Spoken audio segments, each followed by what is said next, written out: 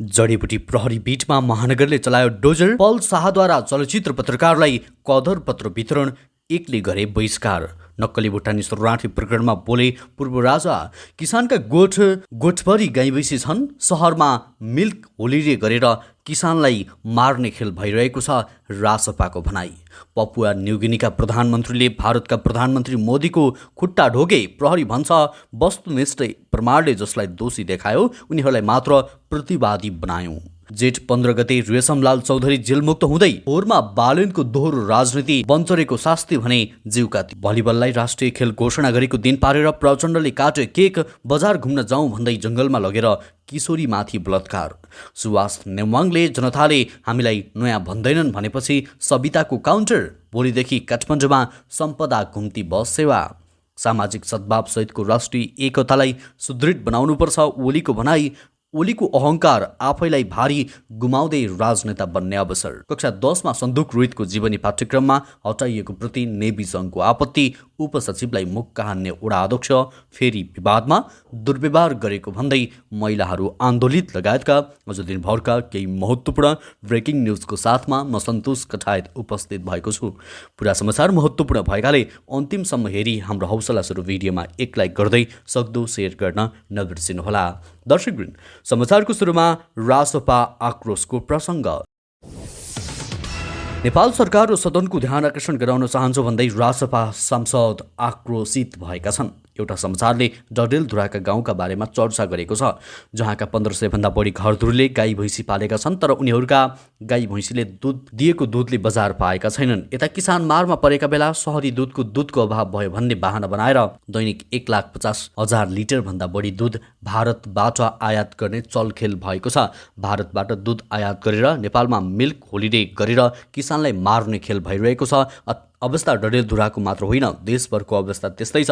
हाल देशमा उत्पादित 85% भन्दा बढी दुधले बजार पाउन सकिरहेको छैन। किसानलाई निरुत्साहित गर्ने यस्ता श्रृङ्खलाबद्ध खेलहरू बन्द हुनुपर्छ। किसानका गोठभरि गाई भैँसी छन्, दुध खेर गइरहेको छ, तर सहरमा दुध अभाव भयो भनेर भारतबाट आयात गर्न खोज्दैछन् भन्दै सभामुख समक्ष ध्यान आकर्षण गरिएको छ। यस्तै प्रहरीले पूर्व उपप्रधानमन्त्री टोपबहादुर रायमाझी, पूर्व गृहमन्त्री बालकृष्ण खाँड सहित 32 जनालाई मुद्दा चलाउन सिफारिस गरेको छ। जिल्ला प्रहरी परिसर काठमाडौँले करिब 2 महिना लगाएर अनुसन्धान गरी राज्य विरुद्धको अपराध, सङ्गठित अपराध, ठगी, कृत्य मुद्दा चलाउनु पर्ने रायसहितको प्रतिवेदन हिजो अपराह्न जिल्ला सरकारी वकिल कार्यालयलाई बुझाएको छ। प्रहरीले मुद्दा चलाउन सिफारिस गरेका मध्ये 16 जना हिरासतमा छन्। प्रहरीले यस प्रकरणमा झन्डै 27 करोड रुपियाँ बिगो कायम गरी मुद्दा दायर गर्न सुझाव दिएको छ। 113 जनाले दिएको जाहिरीका आधारमा यो रकम विद्युत बिगो कायम गर्न प्रहरीले सुझाव दिएको हो। अभियोजनको क्रममा र बहस पनि हुने क्रममा ती छुट्टा छुट्टै विषय पनि आउलान्। अहिले जुन व्यक्तिको कसुरको मात्रा जे जस्तो जसरी जान्छ उनले भनेका छन्। त्यसैता टिकापुर हत्याकाण्डमा दोषी ठहर भएका रेशमलाल चौधरीलाई सरकारले रिहा गर्ने तयारी गरेको छ। स्रोतका अनुसार हालै सर्वोच्च अदालतले जन्मकैदको फैसला सुनाएका चौधरीलाई रिहा गर्ने प्रक्रिया अगाडि बढाएको हो। उनलाई गणतन्त्र दिवसको अवसर पारेर जेठ 15 गते राष्ट्रपतिबाट आम माफी दिलाउने प्रक्रिया अगाडि बढेको पाइएको छ। कैद मिनाहा गरी रिहाइका लागि दिल्ली बजार कारागार कार्यालय मार्फत रेशमले महान्यायाधिवक्ता कार्यालयमा पत्राचार समेत गरिसकेका छन्। त्यस्तै सो पत्र माफी मिनाहाको प्रक्रिया अगाडि बढाउनका लागि गृह मन्त्रालयमा पठाउने तयारी भइरहेको कारागार स्रोतले जानकारी गराएको छ। गृहबाट रेशमलाई माफी दिने प्रस्ताव मन्त्री परिषदमा जाने, त्यहाँबाट निर्णय भएर राष्ट्रपति कार्यालय समक्ष सिफारिस गरिने गृह स्रोतले जनाएको छ। माफी मिनाहा वा कैद कट्टाको विषयमा गृह मन्त्रालयले मन्त्री परिषद बैठकबाट पारित गराएर राष्ट्रपति कार्यालयमा नामावली पठाउने गर्दछ। त्यस्तै यता पूर्व राजा ज्ञानेन्द्र शाहले नक्कली भुटानी शरणार्थी प्रकरणले सोझा साझा जनतालाई मूर्ख भन्दै तिनलाई झुक्क्याउँदै आफ्नो स्वार्थ सिद्ध गर्ने प्रपञ्च भएको बताएको छ। सोमबार धनगढीमा भएको उनको नागरिक अभिनन्दन समारोहमा सम्बोधन गर्दै पूर्व राजा शाहले उच्च तहका नेताहरूको यस्तो हरकतले देशको इज्जत र गौरव लोप भएको बताए। उनले भने नेपाली जनताले आफ्नो भूभाग र आफ्नो राष्ट्रिय अस्तित्व हुँदाहुँदै शरणार्थी बनाएर अर्काको देशमा श्रम पसिना बगाउन पठाएर आज जे हरकत गरिरहेको छ त्यसबाट हाम्रो इज्जत गौरव सबै लोप भएर गएको छ। देशभित्रै बसौँ, देशमै पसिना बगाउँ र आफ्नो पौरखले आफ्नै देश सपारौँ भन्ने भावना हराउँदै गएको छ। के नयाँ नेपाल भनेको यही हो भनी प्रश्न समेत गरेका छन्। कि अग्रगामी भनेको परालम्बी नेपाल हो? के नेपालको आफ्नो अस्तित्व छैन? हामी वीर पश्चिमी र स्वाभिमानी नेपाली तर आज हाम्रो वीरता र हाम्रो स्वाभिमान खोसिएको त छैन। शाहले भने त्यस्तो दारुण दृश्य, त्यस्तो कारुण दृश्य देख्दा हामी सबैको आँखा रसाउँदै गएको छ उनले भनेका छन्। त्यस्तै त नेपालमा पर्यटकको सेवामा केन्द्रित गरी सम्पदा घुम्ती बस सेवा सञ्चालन हुने भएको छ। हप अन हप अफ बस मङ्गलबारदेखि परीक्षणका रूपमा चल्ने भएको छ। नेपाल पर्यटन बोर्डका अनुसार काठमाडौँ उपत्यकामा रहेका प्रमुख सम्पदा क्षेत्रको प्रबन्धन गर्ने उद्देश्यले संस्कृति पर्यटन तथा नागरिक उड्डयन मन्त्रालय र नेपाल पर्यटन बोर्डले साझा यातायात सङ्घको सहकार्यमा यस्तो बस सेवा सञ्चालनमा ल्याउन लागेका हुन्। बोर्डका अनुसार यस्तो बस सेवा मङ्गलबार ललितपुर महानगरपालिकाको प्राङ्गणबाट उद्घाटन हुनेछ। यस्तो बस सेवाले पर्यटकलाई विश्व सम्पदा सूचीमा सूचीकृत काठमाडौँ दरबार स्क्वायर, नारायणी दरबार सङ्ग्रहालय, पशुपतिनाथ मन्दिर, बौद्धनाथ र स्वयम्भूसम्म पहुँच दिने बताइएको छ। त्यस्तै त भारतीय प्रधानमन्त्री नरेन्द्र मोदी आइतबार पपुवा न्यू गिनी पुगेका थिए, जहाँ उनको भव्य स्वागत गरिएको थियो। उनलाई कार्यक्रममा स्वागत गर्न विमानस्थल पुगेका पपुवा न्युगिनीका प्रधानमन्त्री जेम्स मारापेले प्रधानमन्त्री मोदीको खुट्टा ढोकेर सम्मान व्यक्त गरेका थिए। त्यहाँ उनले पपुवा न्यू गिनीका प्रधानमन्त्री जेम्स मारापेसँग forum for India Pacific Island कोअपरेसनको तेस्रो शिखर सम्मेलन संयुक्त रूपमा आयोजना गर्नेछन्। समाचार एजेन्सी पिटिआईको रिपोर्ट अनुसार यो शिखर सम्मेलन 22 मेमा भइरहेको छ। प्रधानमन्त्री मोदी 3 दिनको भ्रमणमा छन् र पपुवा न्युगिनी उनको भ्रमणको दोस्रो बिन्दु हो। मोदी पपुवा न्युगिनी भ्रमण गर्ने पहिलो भारतीय प्रधानमन्त्री हुन्।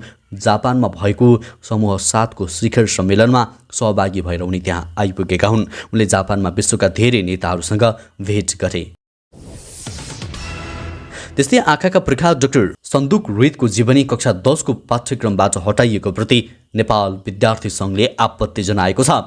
अध्यक्ष दोजाङ शेर्पाले पाठ्यक्रम विकास केन्द्रका महानिर्देशक वैकुण्ठ प्रसाद अर्याललाई भेटेर यस विषयमा ध्यान आकर्षण गराएका हुन्। राष्ट्रिय तथा अन्तर्राष्ट्रिय रूपमा ख्याति प्रख्यात व्यक्तित्व डाक्टर सन्दुक रोहितको जीवनी कक्षा 10 को पाठ्यक्रमबाट किन हटाएको विषयमा महानिर्देशकसँग कुरा गरे। शेर्पाले भने रोहितको जीवनी कक्षा 7 र 8 को पाठ्यक्रममा समावेश गरेको महानिर्देशक अर्यालले जानकारी दिएको शेर्पाले बताए।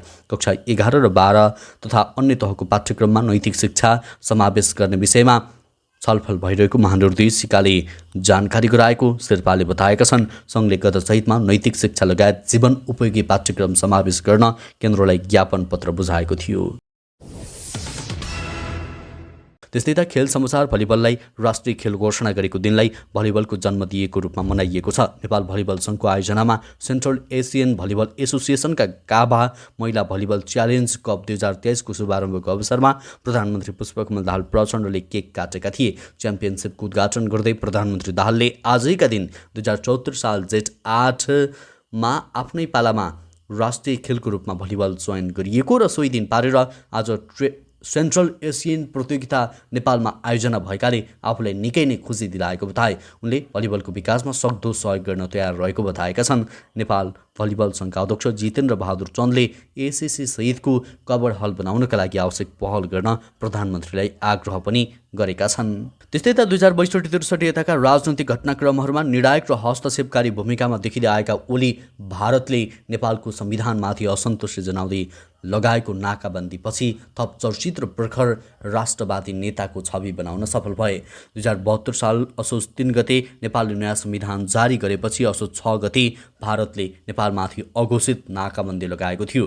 भारतको नाकाबन्दी सुरु भएको तेस्रो हप्ता लागेपछि 2072 असोज 24 गते ओली र काङ्ग्रेसका सुशील कोइराला बीच प्रधानमन्त्रीका लागि प्रतिस्पर्धा भयो। छोटो समयमा विभिन्न मोर्चामा 3 पूर्व प्रधानमन्त्रीहरूलाई हराएर शक्तिशाली रूपमा उदाएका ओलीले भारतले गरेको नाकाबन्दीको खुलेर विरोध गरे। भारतले यसअघि पनि 3 पटकसम्म नेपालमाथि नाकाबन्दी लगाइसकेको थियो। जब भारतले नेपाललाई अप्ठ्यारोमा पार्न खोज्छ त्यति बेला विकल्पको रूपमा चीनको साथ खोज्ने परम्परालाई ओलीले पनि पछ्याए। अघिल्ला शासकहरूको तुलनामा ओलीले एक कदम अघि बढेर चीनसँग पहिलो पटक नेपालको तर्फबाट व्यापार तथा पारवाहन सन्धि नै गरे। भारतले बिस्तारै खुकुलो बनाउँदै नाकाबन्दी हटायो। यस घटनापछि ओलीले नेपाली राजनीतिमा एक शक्तिशाली र प्रखर राष्ट्रवादी नेताको छवि बनाउन सफल भए। उनको यो राष्ट्रवादी छविलाई थप उज्याउने काम चुच्चे नक्सा जारी गरेपछि पनि भयो। तर नाकाबन्दीको चर्को विरोध, भारतले अतिक्रमण गरेको नेपाली भूमिमा नक्सामा समावेश र आश्चर्य लाग्ने गरी विकासका मोडेल सुनाएर वाहवाही कमाएका ओलीले आफ्नो साखलाई जोगाइराख्न सकेनन्। उनलाई ओह्रालो यात्रामा हिँडाउने पहिलो कडी बन्यो। उनको अनुदारवादी शासकीय शैली, आफ्नो स्वार्थ विपरीत रहेका व्यक्ति वा समूहलाई टिक्नै नदिने प्रविधि ओलीको लागि अभिशाप बनेर आयो। त्यस्तै बजारतिर घुम्न जाउँ भनी एक किशोरीलाई मोटरसाइकलमा राखेर जङ्गलमा पुर्याई बलात्कार गर्ने 2 युवक पक्राउ परेका छन्। बर्दियाको ठाकुर बाबा नगरपालिका 6 तुलसीपुरका 24 वर्षीय विनोद परियार त्यस्तै 20 वर्षीय नवराज परियारले आइतबार बेलुकी 7 बजेतिर बजारतिर घुम्न जाउँ भनेर स्थानीय एक 18 वर्षीय किशोरीलाई जङ्गलमा पुर्याई बलात्कार गरेका थिए। पीडित किशोरी घरमै बसिरहेको समयमा छिमेकी गाउँ घर भई चिनजानका 2 व्यक्तिले किशोरीलाई बजारतिर घुम्न जाउँ भनेर मोटरसाइकलमा लगे पनि सवारी कतै नरोकी ठाकुर बाबा 7 स्थित मध्यवर्ती सामुदायिक वनमा लगेर उनले दुवैजनाले बलात्कार गरेको खुलेको जिल्ला प्रहरी प्रवक्ता डीएसपी हिक्मत बहादुर बोहराले जानकारी दिए। पीडितले घटना लगत्तै प्रहरीलाई सूचना दिएकी थिइन्। बलात्कारपछि फरार परियारलाई खोजी गर्ने क्रममा प्रहरीले सोमबार बिहान 1 बजे गाउँमा हिँडिरहेको बेला नियन्त्रणमा लिएको थियो। इलाका प्रहरी कार्यालय बगनाहा भुरी गाउँबाट प्रहरी निरीक्षक पवन पछाइको कमानमा खटिएको टोलीले परियार द्वयलाई नियन्त्रणमा लिएको थियो। पीडितको स्वास्थ्य परीक्षण भइसकेको र आरोपितले घटना स्वीकार गरिसकेको अनुसन्धानमा संलग्न प्रहरी अधिकारीहरूको भनाइरहेको छ।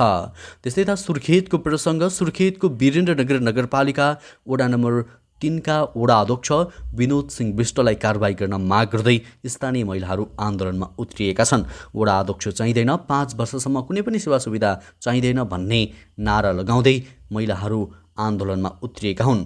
राष्ट्रपति चुरे संरक्षण क्षेत्रको 26 लाख रुपियाँबाट निर्माण भइरहेको तटबन्ध मापदण्ड विपरीत भएको भन्दै वडा अध्यक्ष विष्टले सिफारिस रोकेका थिए। उनले सिफारिस रोकेपछि स्थानीयसँग विवाद भएको जनाइएको छ। उक्त क्रममा वडा अध्यक्ष विष्टले गुन्डा लगाएर महिलामाथि दुर्व्यवहार गरेको स्थानीयको आरोप रहेको छ।